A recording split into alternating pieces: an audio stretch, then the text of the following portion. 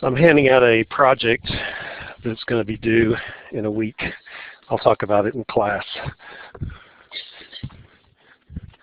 It's using Google Docs to do graph some stuff. I'll tell you more about it later, but I think I'm just going to count here instead of walking over there.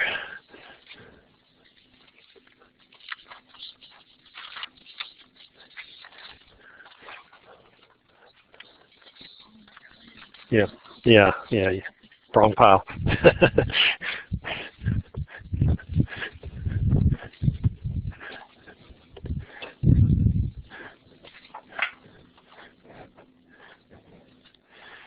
Okay, so it's 1 o'clock. First thing I want to do is just to tell you, there were a few people that tried to access online last time and there was an issue. And the reason was because I found out that for some reason, which I don't know the reason, this link, which I originally set up, won't record the session. So last week, Wednesday and Thursday, I recorded it and then I tried to post it. It didn't work. So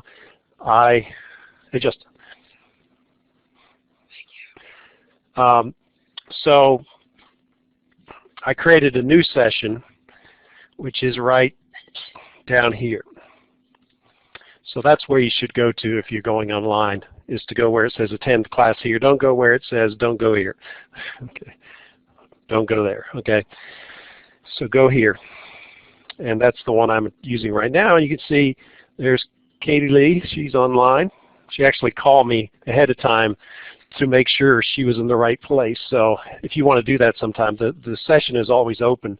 So you can get on, and then you could call me and say, hey, can you get on and make sure I'm in the right place? And then you know you are.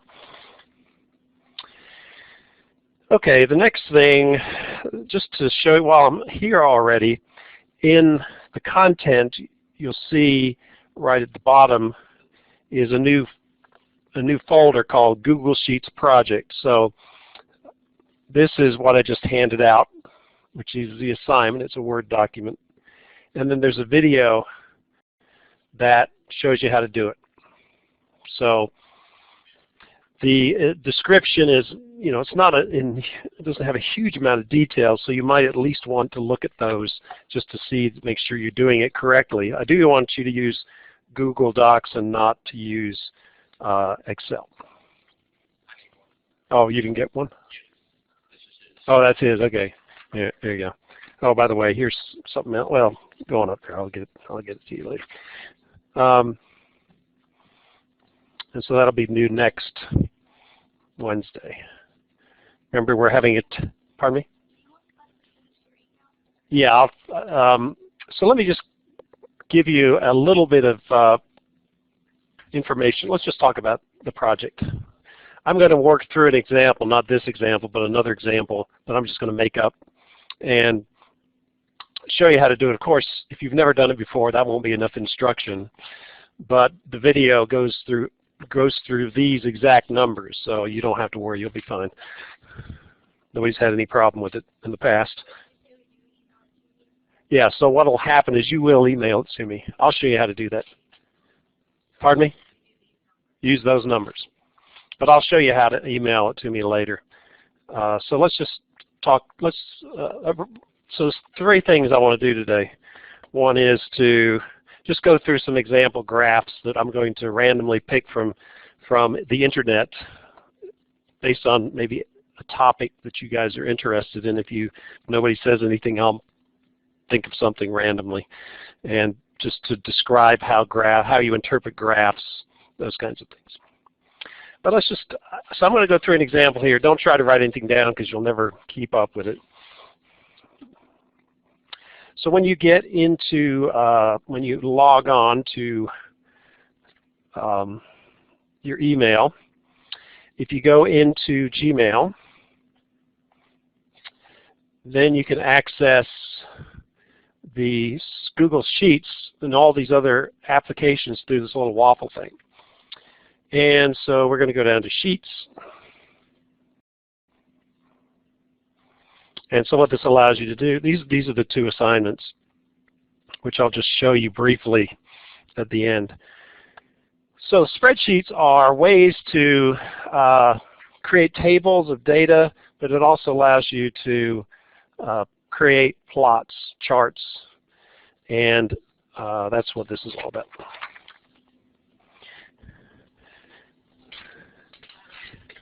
So the way you create a new spreadsheet, you just click on the little blank thing. So this is what it looks like. It's a bunch of what we call cells. So you can move your cursor around, or you can just use your mouse and click on a cell. And the cells have a certain way of designating what cell they are. This cell right here would be called A1. So this is the letter is the column, and the number is the row. So this would be cell A1. I'll just write in A1 just for the heck of it. So that's A1, that would be A2, and so forth. This one here would be B1. Okay, we can delete those. I'm going to zoom in a little bit for right now. So what you're going to do in this project is you're going to enter some data. And so I'm going to make up some data here, which is going to be year and enrollment. And so I'm going to just do like 5 years. So we'll pick 2005, 2006. So all you have to do is just enter the data and push a return, and it will behave as you expect. And let's say the enrollment in a class is 35, 31, 46, 52, 60. Okay, so those are the number of people enrolled in the class. So there you have a table. Now, and so, for your project, you're going to enter the data shown here. And notice that I've included, just like in the project, I've included a descriptor of what the column represents. So in my case, I have year and enrollment. Here you have age versus savings, and animal versus harvest. Okay. So to put a chart or graph into your spreadsheet, what you're going to do is you are going to do this. And I'm going to have to zoom out just a little bit. Otherwise, I can't see what I'm doing. So there's an insert command. You can insert all this. You can insert rows and columns if you want to smush something in there. The one we're doing is chart. So for the project, we're going to insert a chart. And so it actually automatically decided to pick the columns that you want to pick. It picked, so this little designation, sheet 1, exclamation point, A1 colon B7, what the heck does that mean?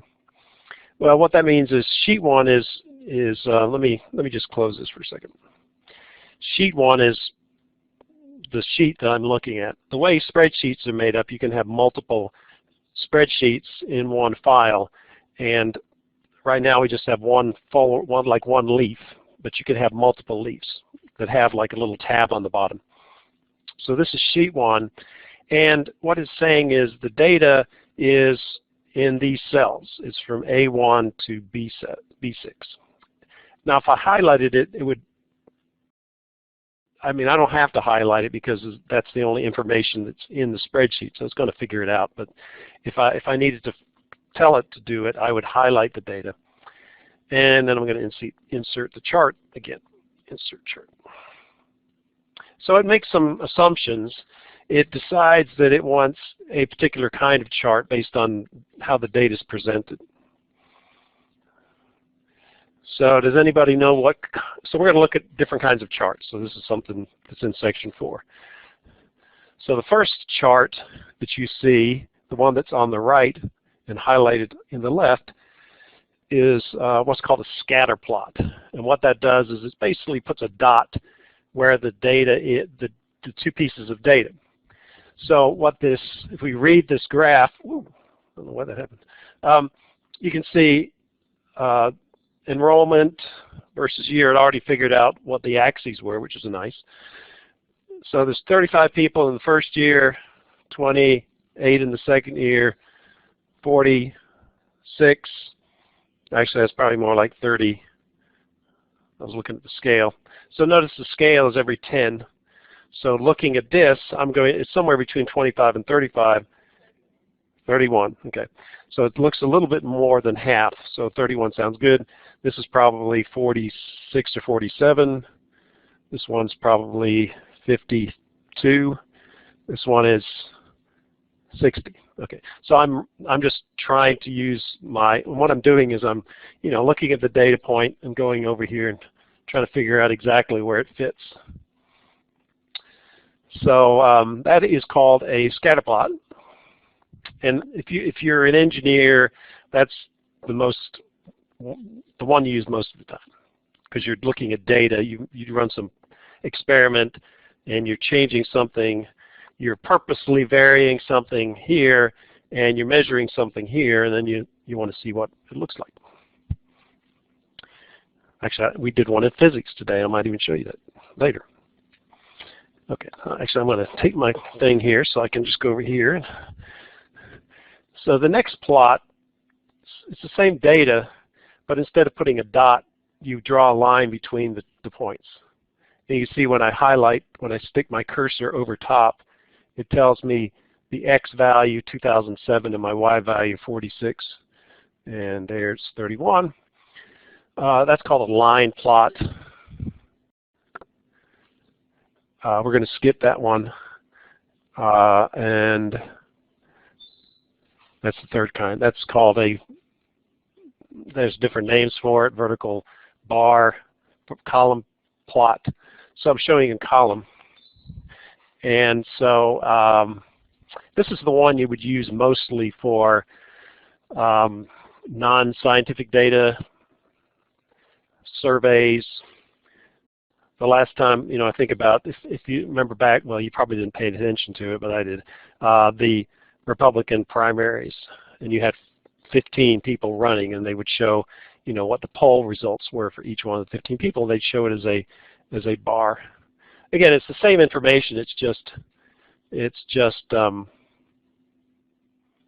shown in different ways. Those are the three kind. Well, actually, the fourth kind is a pie chart, which this really is not appropriate for pie charts, so we're not going to use that for right now. Okay. So in the project, I tell you to do a line plot, a column plot, a scatter plot, and a pie chart. So those are the four kinds of plots. And these are the recommendations, but you get more choices if you go to chart types. So these are just more of the same thing, just variations. For example, this one here, it puts a line in, but it kind of puts a curve to it instead of straight lines. The one that we want to use, one we're going to use here is just the simple column plot.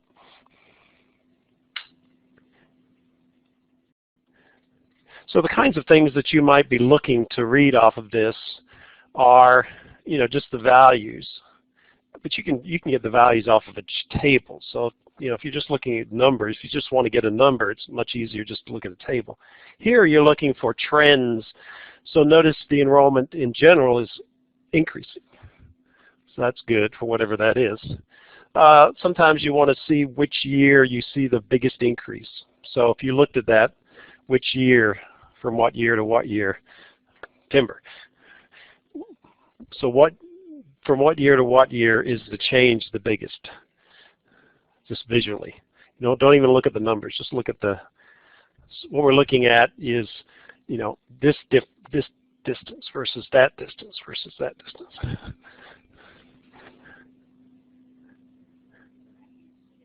Oh, you can't see it? So again, we're not looking for the numbers, we're just looking for that. So this is one, right? Yeah. So that's 2006 and that's 2007. So, hey, James. So, you could say from 2006 to 2007, the change was the biggest or something like that. One thing that's a little tricky here is the scale starts at 25. So we'll talk about that in a second. So you can make further customizations to the graph by clicking on the third tab. So we could change, you can change the title, so it says title right there. So I'm going to say that's English class enrollment history or something like that. And you can see it updates that. Sometimes they put a legend that you don't really need, so you can get rid of the legend if you wanted to. You can change the fonts. These are a little small, right? So you guys are having a hard time reading those. So we might come in here. If you go down, first you've got the title, then you have the axes. This is the horizontal axis. This is the vertical axis. So I see those are pretty small, so I might go over here. I'm on the horizontal axis. I'm going to make it bigger. Make it to like 15. I'll make it bold. If you want to go to the vertical axis, you click vertical, choose the same size, make it bold. You can also change the numbers size here if you want to do that. So this is the size of the title. This is the labels, so I can make those bigger as well. That's the vertical axis, horizontal axis, make that big. So that's much more readable, right? You don't want to make, you want the labels to be big enough that you can read them, but not so big that they're obnoxious or anything like that. You can change colors, fonts, just like any spreadsheet, any kind of word processing or any kind of thing. And once you're finished, then you say insert. So I just zoomed out, insert. And that puts the graph into your spreadsheet. Now I'm going to ask you, and again, this is all on the video, so don't worry. He's like, this guy's going so fast. I can move the image to its own spreadsheet, so it's bigger. Notice what happened is this created a new tab. So there's a tab for the chart, there's a tab for the data. So that's the gist behind. You see, it's not that hard. Once you know what you're doing. So I'm not going. I'm just. We've talked about the 4 different kinds of graphs: scatter plots, line plots, column, and pie charts. Yeah, let me show you. So I'm going to show you what the project looks like when it's done. Okay. If you want to go back and look at your files, there's this little green thing here. So these are the 2 projects that I'm assigning, so you'll see what it looks like. And again, the video shows exactly what. So there's my data. It says data. That's my column graph. That's my line graph. So it hasn't changed yet.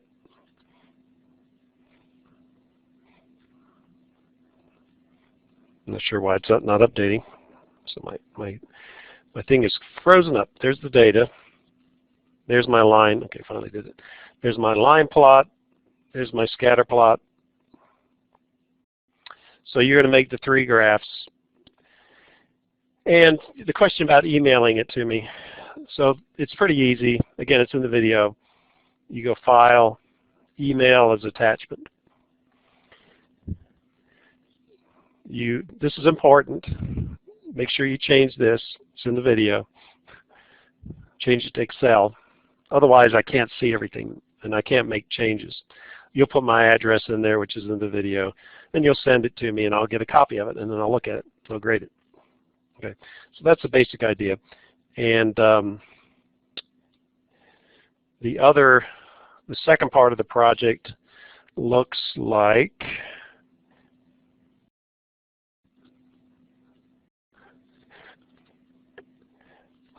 about like this. And you have the data, and then you have the pie chart. And then you'll email it to me. The video is about I did it yesterday just in case they made any changes to the software from one year to the next. It took me about 30 minutes to do the video. So it'll probably take you, if you already know how to do this, it'll take you about 30 minutes to do probably. If you've never done a spreadsheet before, it'll probably take you an hour. So just so you know how much time to build into your day. Let's do next Wednesday at 11:59 p.m. So just get it into me before the end of the day. If you need any help, just come see me. While I'm thinking about it here, I'm going to eject this drive, and I'm going to give it to Jackson, right? I think it was Jack. Who was it? Yeah. I'll bring it to you. You don't have to come. So anyway, that's the project, just so you kind of have a general idea of what.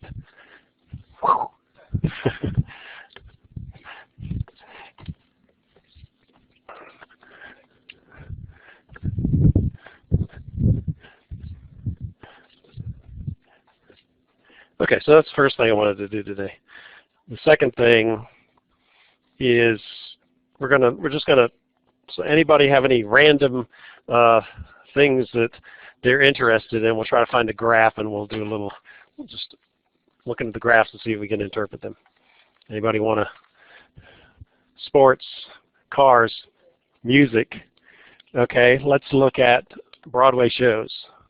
So let's see if we can find any graphs to do with Broadway shows, like attendance or something like that. That would be good.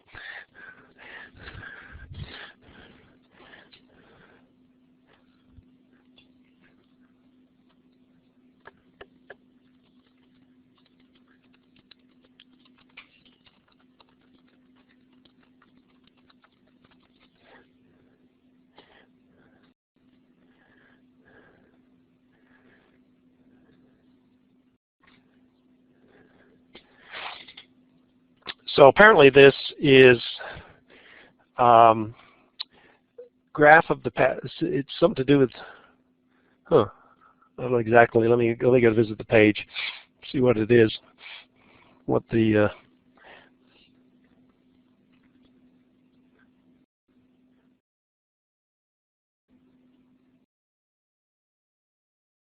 okay.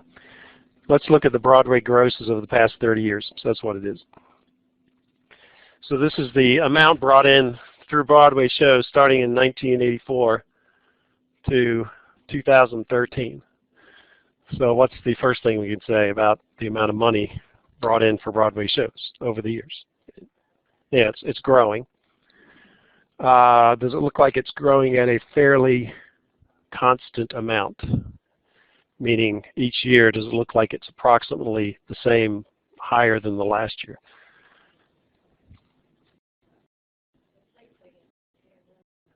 Yeah, I mean, you do see some cases here where it went down. Anybody might know why that went down? Bad economy. Anything happened in 2001, 2002? What's that? In New York City? What's that? Yeah, 9/11. Okay, so 9/11 was in 2001. So that's probably a reflection of just whether people didn't feel safe going to New York, or whether they, I mean, Broadway is far enough away from downtown that it wouldn't have been directly affected by the towers. So that's a little bit there. How about, anybody have any idea what might have happened there? What happened in 2008, 2009? I know you guys are too young to know these things.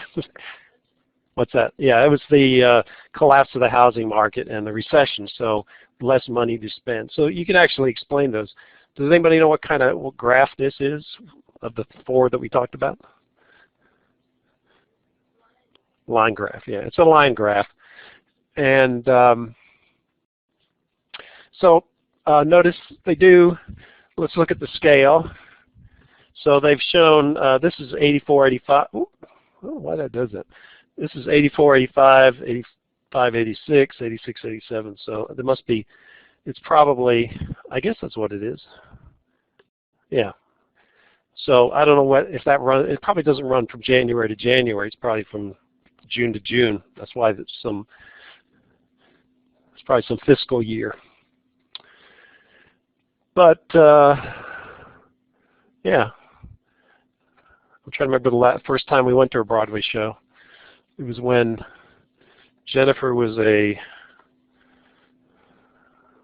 junior, maybe, in high school, 1998. So that was the first time we went. It was about then. What's that year you were born? Yeah, so we went, the Allegheny High School's choir used to go on a trip every other year. So that was, we were chaperones. That was fun.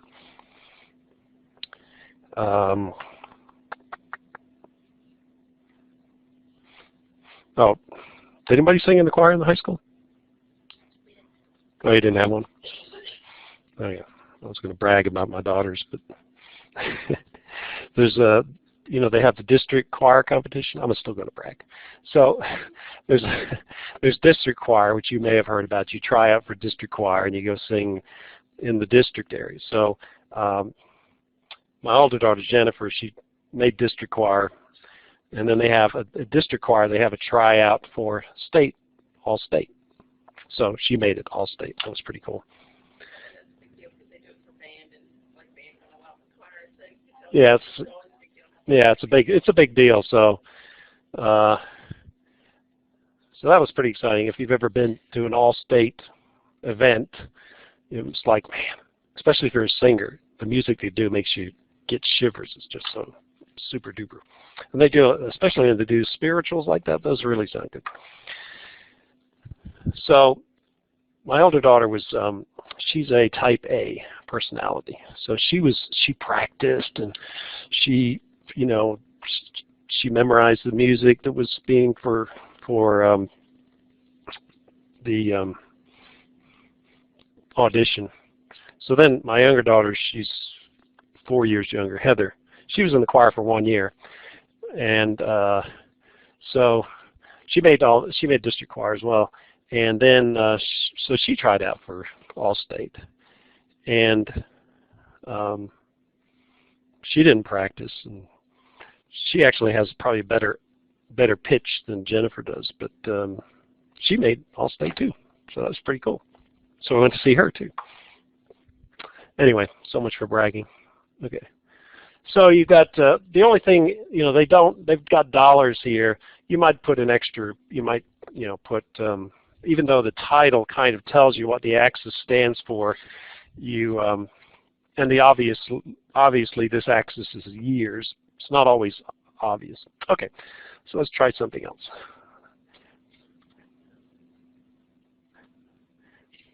Find another kind of graph. Oh, that's pretty interesting.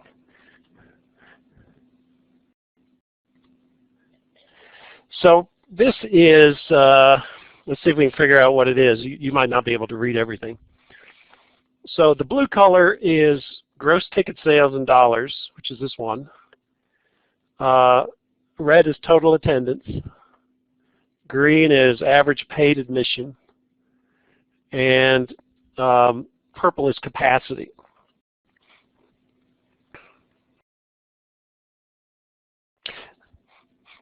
So one thing you might compare is the red versus the purple, because that tells you what percentage of seats are actually being sold for them.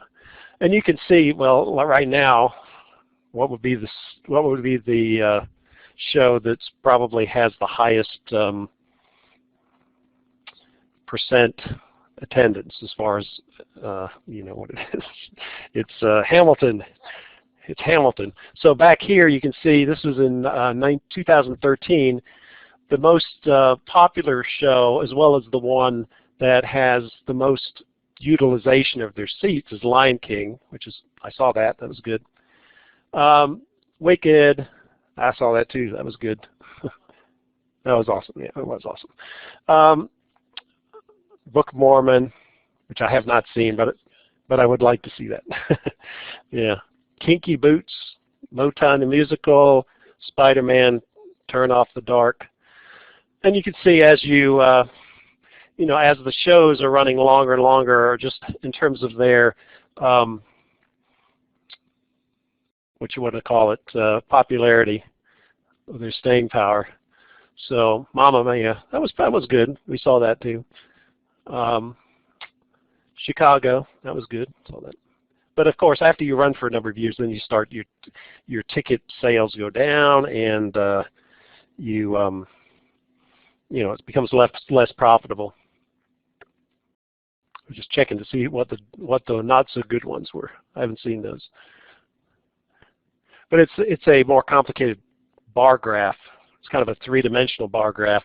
It is a lot of information. So, you know, in this case, it's probably too much information. You want to make sure your graphs have enough information, but not too much information. It's just like when you've done PowerPoints. If you've ever done PowerPoints, you know, they say don't put too much information on a single slide because it's just too crazy. So this one actually is probably a little bit too busy from my perspective. See if we can find a pie chart of some kind. There was a pie, but it wasn't very much. Oh, there's Willy Wonka. Oh no, what is that? No, that's not Willy Wonka. Okay, let's find another one.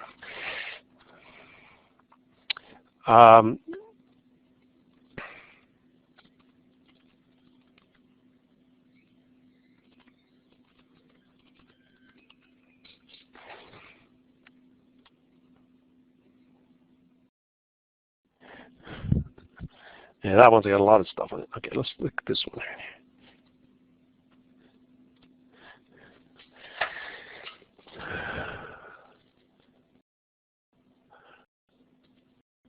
Huh. Trying to figure out when this is. Must have not been this most recent one, I don't think, because I don't see Mr. Donald in there. But this is a horizontal bar graph. It just presents the same information as a vertical bar graph, just in a different orientation. And so one of the advantages of this kind of graph is that you can put these percentages, and if you had it vertically, it might be not as easy to present. A lot of times if you've got the descriptors are long, it would be hard to put, you can't put them horizontally together, you'd have to put them in an angle. So you usually use these kinds of graphs when your descriptors may be more complicated than a vertical bar graph, but the same kind of information. You can pick up you know, the relative size of each particular candidate relative to the other ones. So it's just, you know, graphs are just a way of presenting data that allows you to interpret the data more easily. I'm looking for a pie chart. Oh, there we go. That's a good one.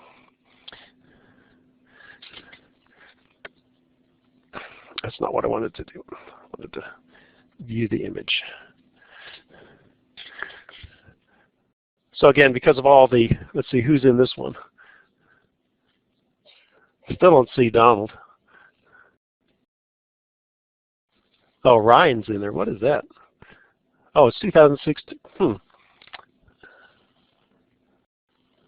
That's weird. I don't know where.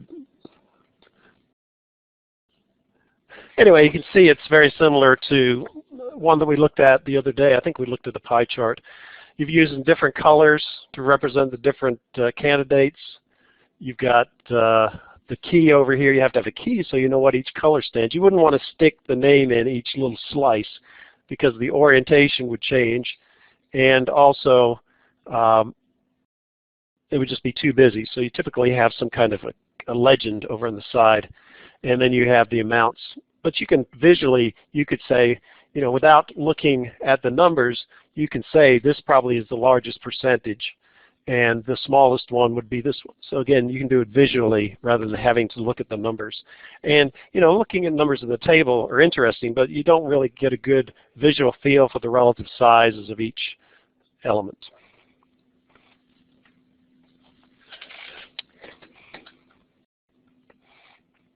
And in your interests of equal opportunity here,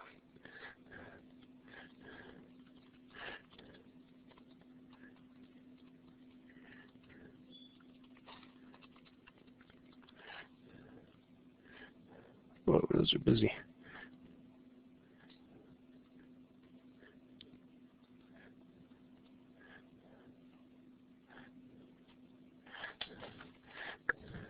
You see these a lot nowadays. So what this is the percentage of voters, and this must have been last year, who were supporting various candidates. You see they're coming together because ultimately they did come very close to each other. Do we have any Bernie fans in here? Yeah, okay. Still vote for Hillary though. You don't want Trump. Okay, sorry. So you know where Trump's going today? Anybody watch the news? What's that? To his grave. No. So yeah, Donald Trump supposedly is flying to Mexico to meet the president of Mexico. So they'll be in. Yeah, I don't know what's. Yeah.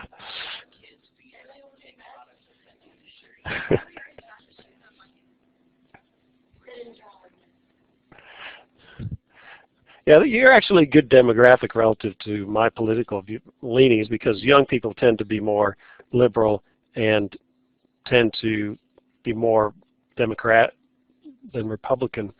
It's just my contemporaries that I. What's that?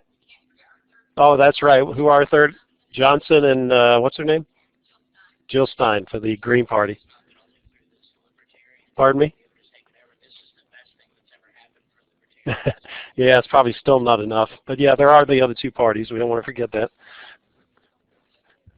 I have voted the third party before, so.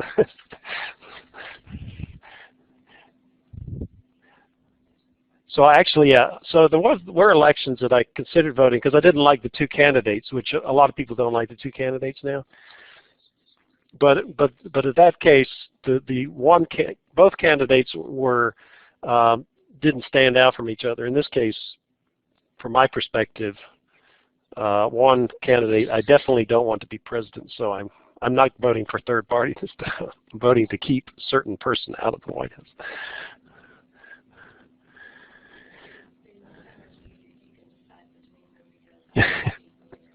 Yeah. Okay. So anyway, this is a line graph, and it's actually, you notice it doesn't have straight lines. It's kind of a curve. It's kind of a curve fitting type thing. Ultimately low, though. Yeah, the lines got much closer together. Who knows? Given another couple of months, it might have crossed over.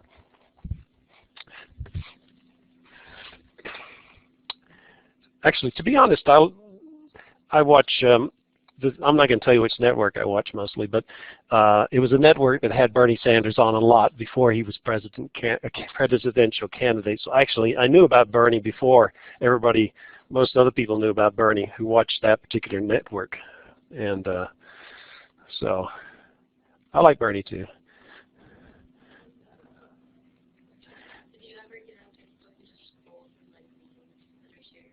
About Bernie? No, I have not. Okay.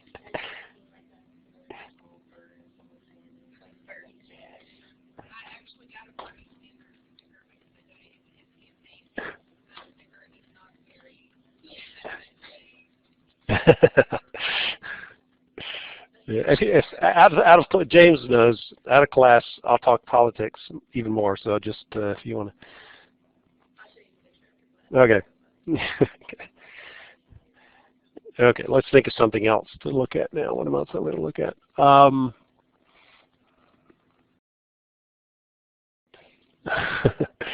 was thinking, why did these things pop in my head? I don't even know. So I'm not. I always worry sometimes about what I'm thinking.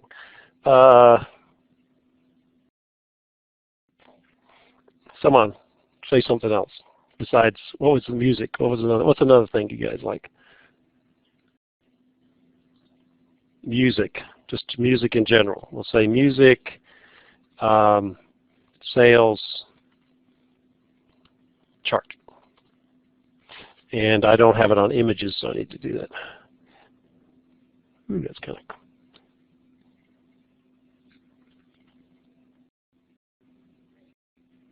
Oh, that's an interesting one. So this is it's kind of like a line chart, but it's a filled-in line chart, which you can do in Excel.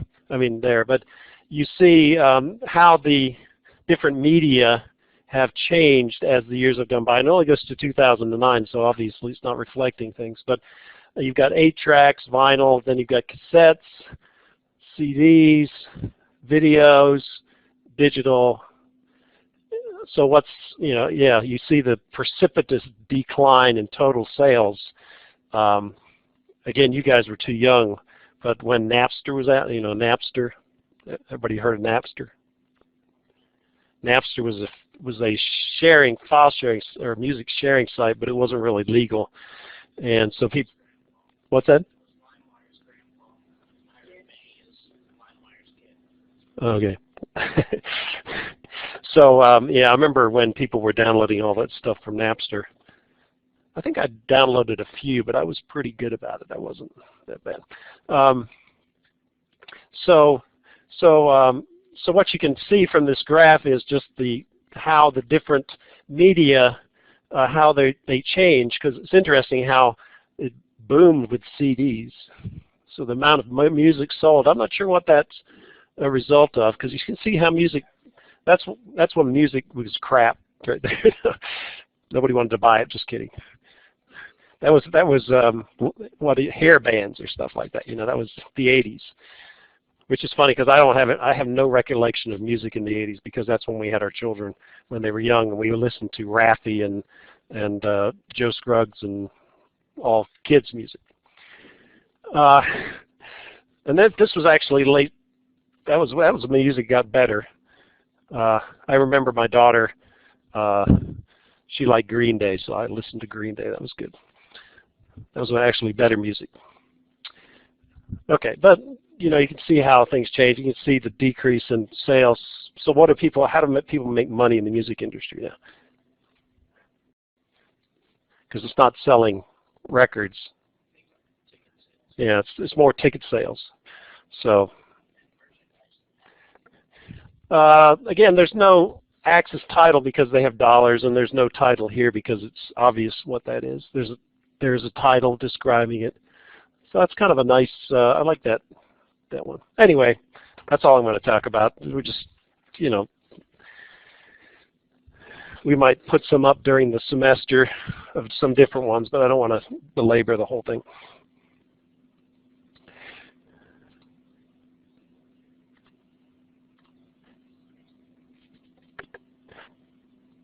I do,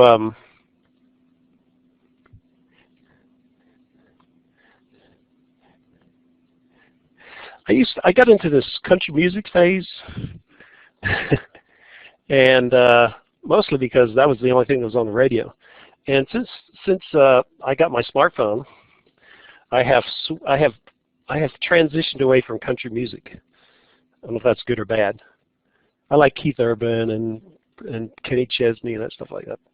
So what I do now is I listen to the BBC, and it's a local radio station from the area where my family's from, and they play a lot of 70s, 60s, 80s, kind of all very much a lot of variety, which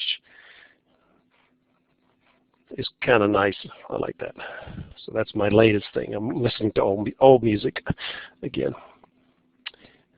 Okay, so let's just open up section 4 here, and then I think I've just got a few problems from section 4 that I'll assign. We're going to move on to chapter 2.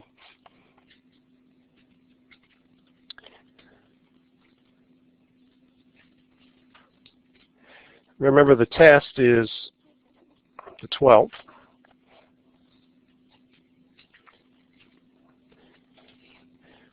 So this is, oh, that's last year, okay.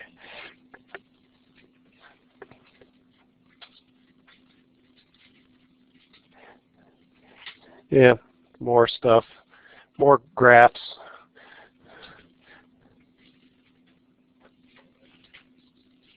See if there's anything interesting here.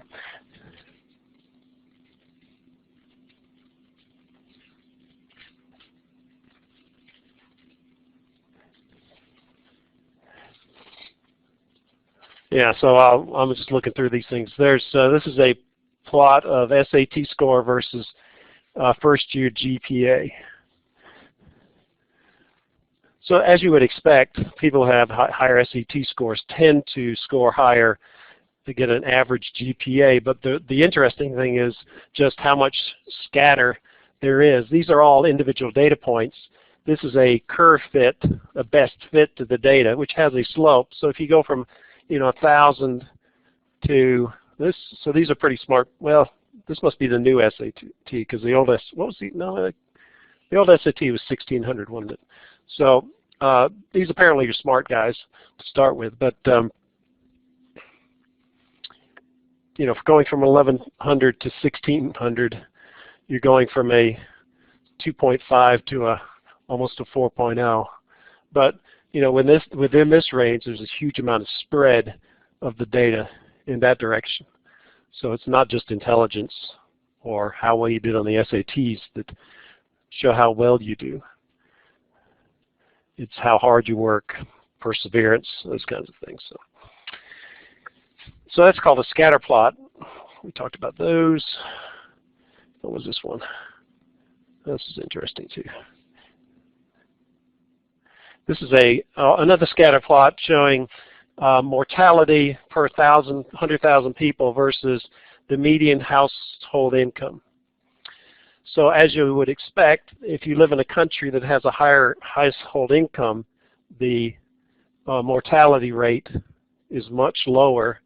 And if you live in a poor country that has a lower household income, your mortality rate is higher. But again, within a particular household income, you have a huge spread. So there are things, just because you live in a country that has a low medium household income, probably Cuba is an example, which I'm just guessing, just because they seem to have a pretty good healthcare system there, considering the amount of money, how poor the country is. And then you have other countries, probably even us. We're probably fairly well. We've had pretty good mortality, but for the amount of household income, we're probably not the best that there is. Okay, this is another interesting one. So this is a pie chart showing you how the average family pays for college. The average percent of total cost of attendance paid from each source. So 30 on average, this is on average, 37% of college is paid by the parents' income and savings, 10% by the parents' borrowing, 14% by the students' borrowing, 23% by grants and scholarships, 9% student income and savings, 7% friends and relatives. It's nice to have friends and relatives to help you out. Okay.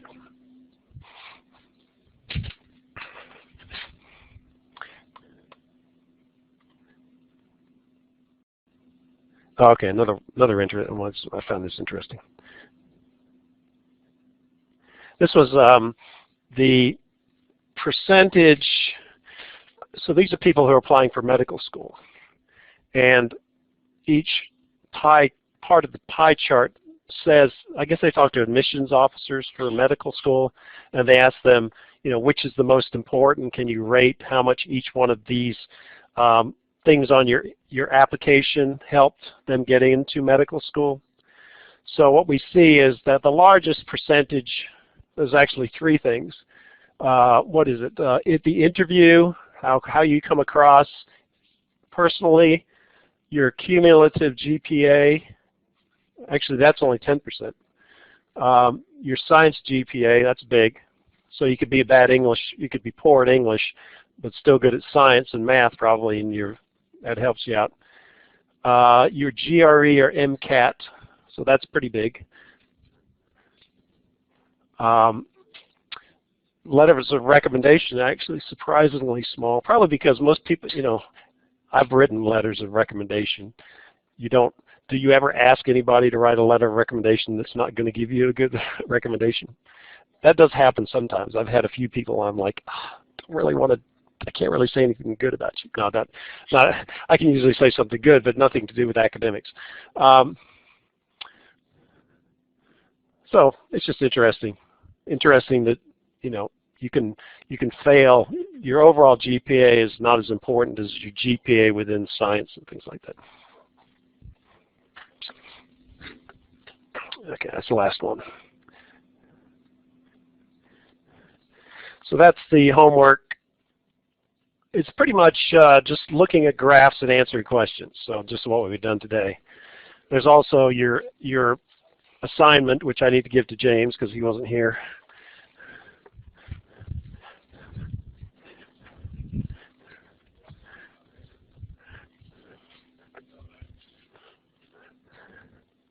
And because I'm making the Google Docs assignment next Wednesday, I'm going to give you until the test to finish this one. So it's the Monday after that. I'll put it in Blackboard so you know. I'll give you a little extra time.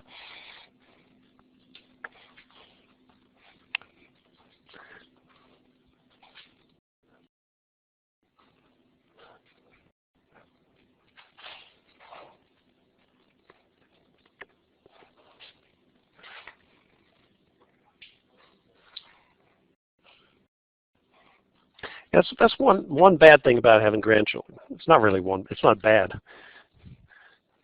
When we go to New York, we don't get to see any shows anymore. We haven't seen a show since they were born.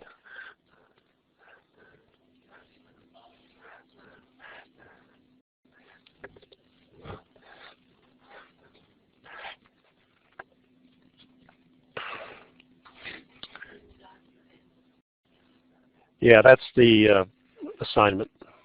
So that's still due. That's due next Wednesday. So the other ones, the problems in the book, are due at the test. Okay, so we're going to move on to Chapter 2. So let's do that.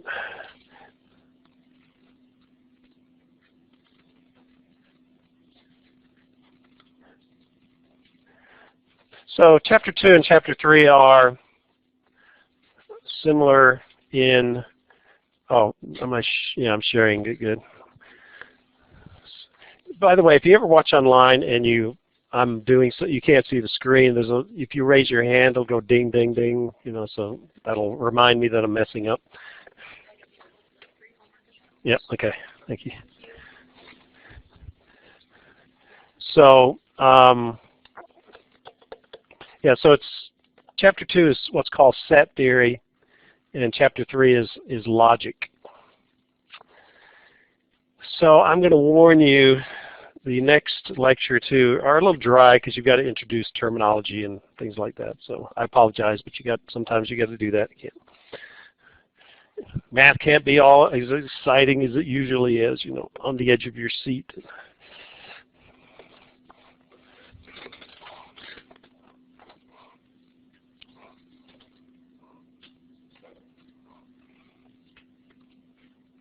So the first section is just symbols and terminology.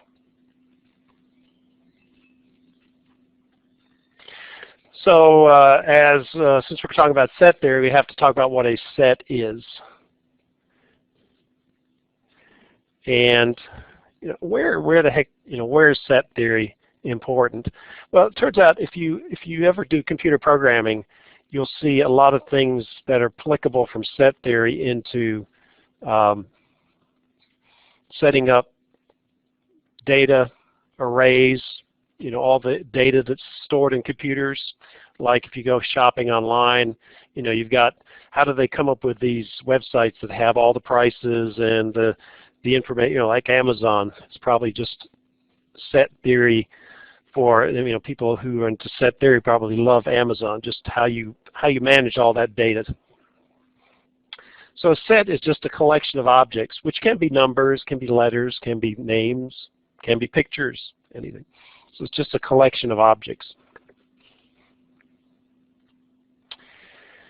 So let me put this on one page and put my I'm going to hide this so you don't get carried away.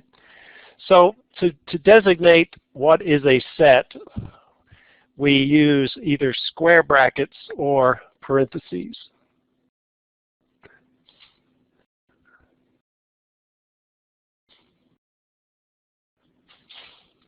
Actually, I don't know if about that. That's actually not true. Why did I put that up there? Like, oh, that's not true. Okay, so so let me explain what it is. So you can still write those down, but like, why does he tell us that if he's wrong? Okay, so you know, you used to using these in math to use parentheses to separate mathematical equations, to emphasize, to group stuff. It turns out that when you're when you're dealing with sets, you use these kinds of brackets. So it kind of looks like somebody's nose. You think you like that? I did them very nice and slowly so they look good. Yeah. So we use these brackets, and you can find them on your keyboard. They're actually just above the little square brackets. Well, I'll show you where they are, because I'll just show you what they look like. So let me, so here's my, so they look like that, and like that.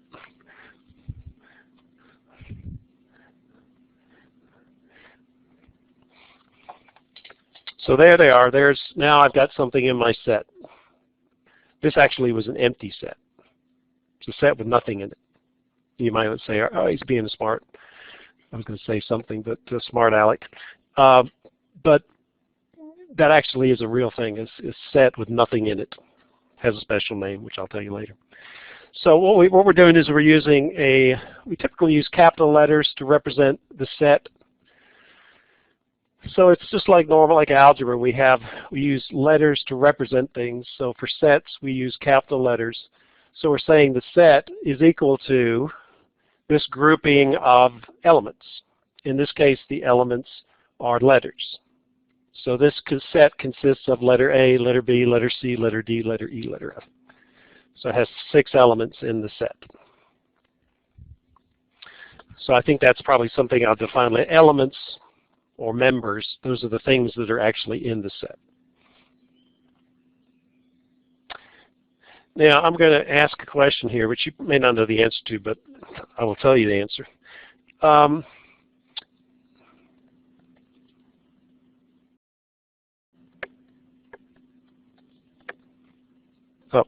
wrong. Sorry. Here. Pardon me? Yeah. Well, you can hold off, and you can decide whether you want to put it in there.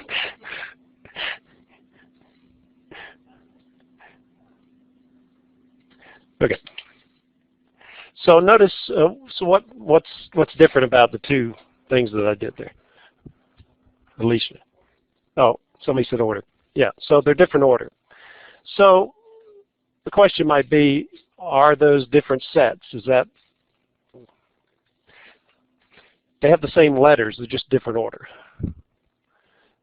No, the answer is no. Because a set, as long as you have the same elements, it doesn't matter what order you present them in. So that's different than a lot of things where order is important. Here, order is not important.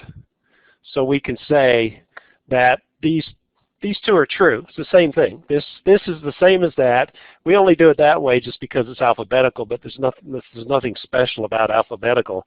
But as long as one set has the same elements, you can map, you can say here's A and there's an A and there's a B and there's a, as long as everything's the same, the elements are the same, then the sets are the same.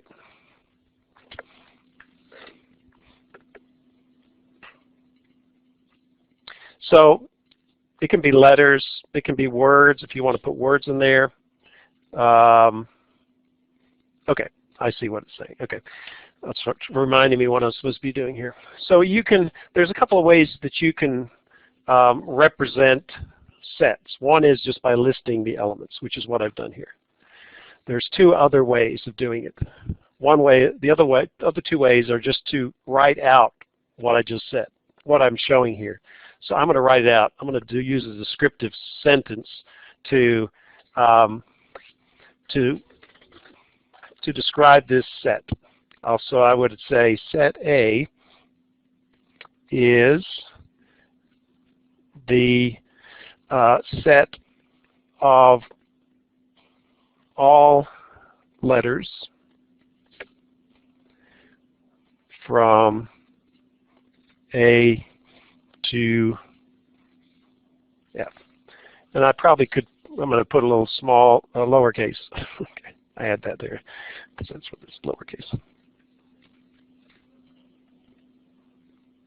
All lowercase letters. So that's another way of describing a set, just by written words.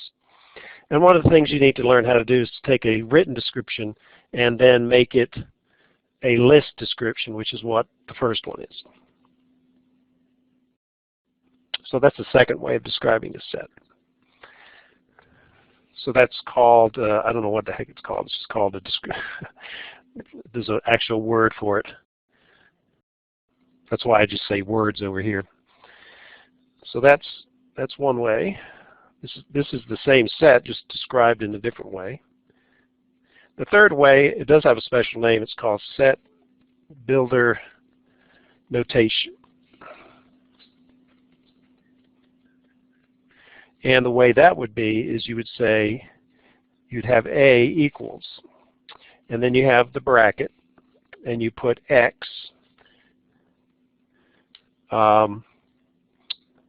X is X.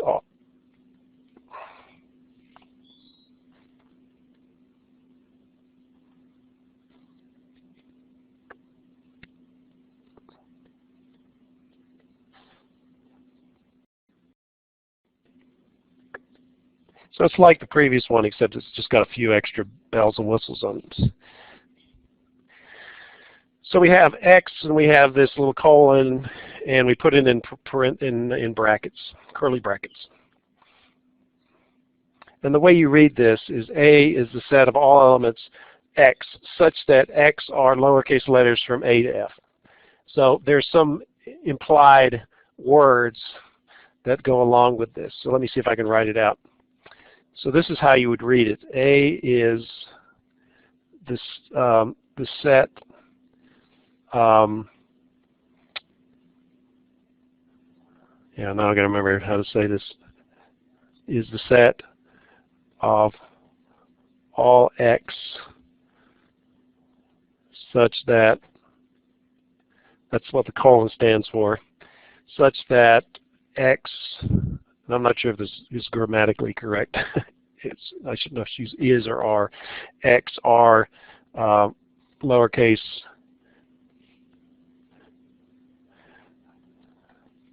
letters from A to F. I don't need that because that's, so that's how you would kind of read that particular mathematical description. A is a set of all X such that X are lowercase letters from A to F. Such X, such that, I don't know, what did I say? I'm not sure what I said. Yeah, you don't really need to worry about it. You don't have to worry about getting all the letters. What you have to do is, if you're given a description of the set in words, you should be able to come up with the actual elements and put them in brackets. Or you're given the notation there with the X colon X, and you say, oh, that means that I just need to list whatever they're describing. That's the basic idea. But as far as remembering the exact words that go along with that, it's not that critical. Okay. Yeah, we already talked. So these individual items in a set are called the members or elements of the set. So the elements and members are individual items in a set. So A is an element of set, lowercase a is an element of set A, lowercase b is an element of set A. Or you could say C is a member of set A, and D is a member.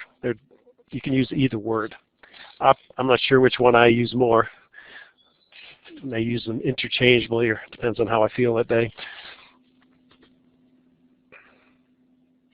So that's pretty much it from a notation standpoint. Now what we'll do is we'll do some examples where we'll have one description and try to come up with the other two descriptions.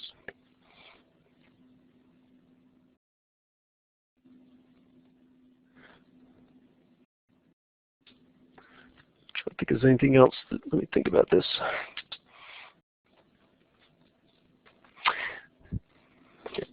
Okay, let me see what I got next on my slide here. Okay. So it's such that. So that's the, and to answer your question, it's the set of all x such that x is whatever. In this case, A is the set of all x such that x is the first 6 letters of the alphabet. I used is in that case. So what we're going to do now is we're going to look at an example in the book, and I need to erase the answers here so we can, this is one of these matching things. Let me zoom in a little bit more so you can hopefully see it better. There we go. We got to cut a little bit off. So what we're trying to do is, on the left-hand side, we have the listing notation. We have the set builder notation. Over here, we have a written description of the set. So we want to match the left and right-hand columns. So let's just start with A and see if we can match it up with 1 through 8. So what is the set of all even integers? So look at all those 8 and see if you can find one that looks like all even integers. If you remember what integers are. If you don't, well. And also, while we're at it, when you use these little dots, we talked about that the other day, I think, when we were talking about something or other. But anyway, these little dots mean that it continues on. So this would be 3, 5, 7, 9, 11.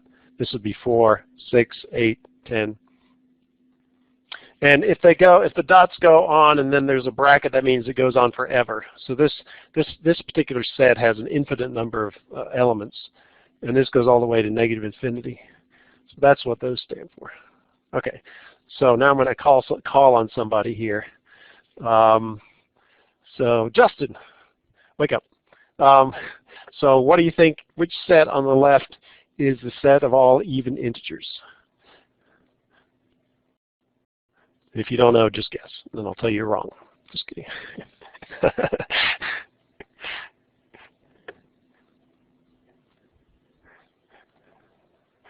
You want to phone a friend? Okay. Okay, is Jackson going to help you? So what? 5. No, sorry. How much you get? Did you know? Is it 6? Yes. Okay, so that's correct. So number 6 is the set of all even integers. So integers, remember, they can be positive or negative. And even, we know, 2, 4, 6, that's something you should know. 2, 4, 6, 8, 10, 12, 0 is even as well. And so you can have both negative and positive. So that set matches up with the description. Okay, so let's write that down. So that, and this is some problem in your book. I forgot what number it is. I think it's actually, well, it's 1 through 8. So you can write this down if you don't want to look at it later. So that's A. Oh, no, yeah, that's right. Okay, let's go to the next one. The set of the least 5 positive integers. That's what the I stands for. So let me see who I'm going to ask here. Harmony.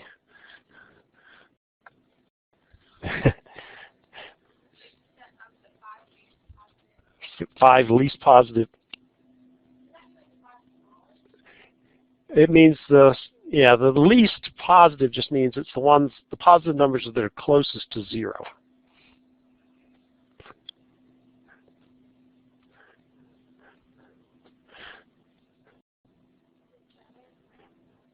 It is 7. Good. I mean, some of them you can use process of elimination because some didn't only had 4 elements. So obviously this one's not going to work. Well, actually, yeah, the least, that's right. Okay, I was make sure I did that one right. Okay, sounds good. So 7 is B. C is the set of even positive integers. Let's see if there's any more here. Oh, less than 10. Oh, I actually, sorry. Yeah, that's probably why you were asking me the question. I didn't show enough of the screen here, so let's fix that. Okay, sorry. So the actual second one was the set of 5 least positive integer powers of 2. Okay, that's a different question. So let's do that. So the powers of 2. So it'll be 2 to the first power, 2 to the second power, 2 to the third power, 2 to the fourth power, 2 to the fifth power. So which one do you think that answers? It's not 7.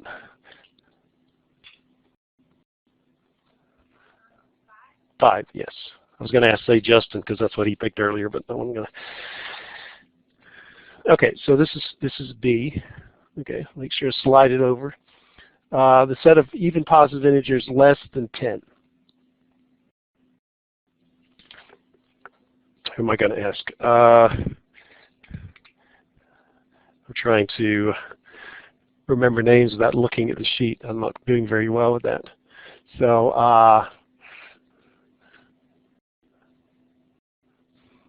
let me look at the sheet, because I know who they are by the sheet, but I still haven't got them memorized. So yeah, don't do that, no, because that'll just make it so I don't remember them. And I also need to, Carrie came in, right? That's Carrie, yeah. Gotta make sure you were late, but we'll make sure you came in. Who was I going to ask? Oh, Miranda. I was going to ask Miranda. So C, which is the set of even positive integers less than 10. Pardon me? Oh, they're in your book. Oh, you got one with answers in it, huh? Oh, you got a good book then. Oh, okay. I didn't know they are they actually in the book. Oh, in your book, you must have got an instructor's edition or something, or they write them in. Oh, wrote it in. Okay. Well, you can still give us the answer. Maybe they're wrong. Number 8. Yes. Why not number 7?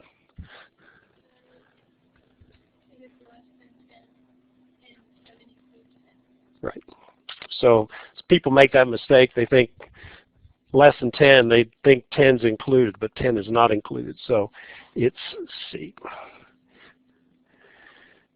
So I'm going to answer the rest of the questions because we only got 3 minutes left.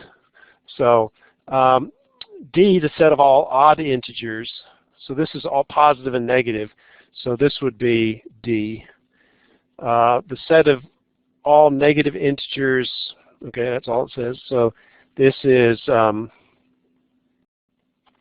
would be E, the set of all negative integers, because 0 is not negative, and this is representing going -1, 2, 3, 4, continuing. And if you don't disagree with me, let me know, because I could be getting the set of odd positive integers less than 10. So that would be this one. Odd positive integers, yep. This means the null set, which is this one right here. Okay, I'll come back to that one in a second. And H is the set of the 5 least positive integer multiples of 2, which is that one. Okay. So why is this the null? What does this mean? Well, it says in set builder notation, it says the set of all x such that x is an even integer greater than 4 and less than 5. Well, the only number greater than 4 and less than 6, I said 5, greater than 4 or less than 6 is 5, which is an odd number. So that means there are no numbers that fit that description, and the way you represent a empty, it's called an empty set, is you either do this little circle with a cross through it, or you do a brackets with nothing in it. So you could represent, G could also be shown as like this, and I didn't do as nice a job that time. So that would be, those two are equivalent. The null set or a set with nothing in it. Okay, I'm not going to assign you homework out of that section, so we'll see you next Wednesday.